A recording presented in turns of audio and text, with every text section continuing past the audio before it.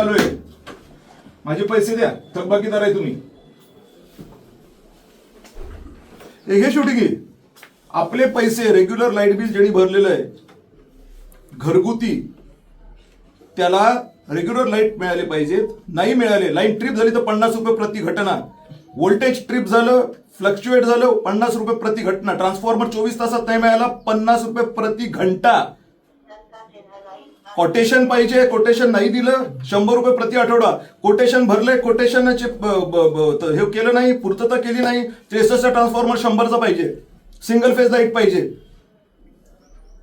याची नुकसान भरपाई तरतूद आहे का नाही? कार्यकारी अभियंता महोदय आहे ना? आणि ऑर्डर काय आहे की जर तुम्ही केलं नाही तर पैसे द्यायचे लोकांच्या खात्यावरती. बरोबर का नाही? हो ना? सांगा ना प्लीज, हो की नाही? द्या पैसे. तुम्ही आमच्याकडे पैसे मागताय, जेव्हा तुमच्याकडे आमचे पैसे थकलेले आहेत त्याचं काय करायचं? तुम्ही आता म्हणताय मी लिहून देतो की 10 दिवसात पैसे देतो. 10 दिवसात तुम्ही पैसे दिले किंवा खात्यावरती तुम्ही तुमच्या नवीन बिलामध्ये नाही तुम्ही ऍड करून पाठवले, तर मग काय करायचं? एक तर तुमच्या सर्व्हिसचा पत्ता नाही, प्रत्येक ठिकाणी गोंधळच गोंधळ, प्लस तुम्हाला पैसे हवे. कसे देणार आम्ही? जेव्हा की तुम्ही थकबाकीदार आहात, आम्ही नाही. जे रेग्युलर लाईट बिल भरणारे लोक आहेत, किती तुमच्या रेकॉर्डवरती आहे किती लोक रेग्युलर लाईट बिल भरणारे आहेत? एकूण कन्झ्युमर संख्या किती आहे तुमच्या सब डिव्हिजनची? कोण आहे तुमचा माणूस? त्याच्यापैकी किती रेग्युलर लाईट बिल भरणारे लोक आहेत? त्यांना तुम्ही याप्रमाणे पैसे द्या 10 दिवसामध्ये. त्यांचे तुम्ही थकबाकीदार आहात. आणि मी माझे आमदार या प्रोटोकॉलनुसार बोलतोय. माझे आमदार म्हणजे कोणच माणूस नसतो असं नाही. आम्हाला विधानसभेचा आय कार्ड आहे आणि आम्ही विधानसभेच्या फक्त सभागृहात नाही जाऊ शकत, लॉबीपर्यंत जाऊ शकतो आम्ही. जिकडे तुमच्यापैकी कोणीच इथं बसलेलं येऊ शकत नाही. तुम्ही विधानसभेच्या प्रांगणात सुद्धा एंटर करू शकत नाही विदाउट परमिशन. न पोलीस न तुम्ही. IPS जरी असला तर त्याला मीटिंग असेल तर तो आत येऊ शकतो. इथपर्यंत विधानसभेची गरिमा आहे. त्याचा मी माझे सदस्य आहे, ज्याचे माझ्याकडे प्रमाणपत्र आहे. मी उचलली जी लावली टाळायला आणि उगाचच कोणीतरी रस्त्यावर आल्या आणि बडबड करतोय असं नाहीये. मी मेलो तर माझी श्रद्धांजली अर्पित करतील विधानसभेच्या सभागृहामध्ये. तिरंग्यात जाईल माझी बॉडी, तुमची जाईल. त्या अधिकाराने मी बोलतोय, त्या प्रोटोकॉलने बोलतोय. उगाच असं काहीतरी बडबड नाही करत आहे मी.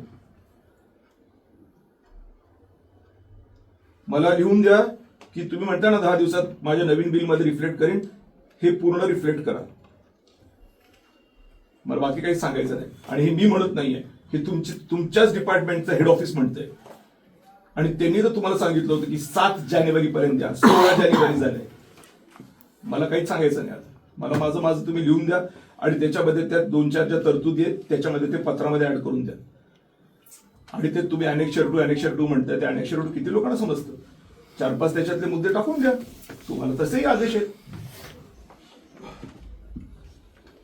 आणि हीच गोष्ट तुमच्या 5 वर्षापूर्वी मी तुमच्या कार्यकारी अभियंत्याला सांगितली होती की तुम्ही महावितरण कंपनी बुडवण्यास कारणीभूत ठराल.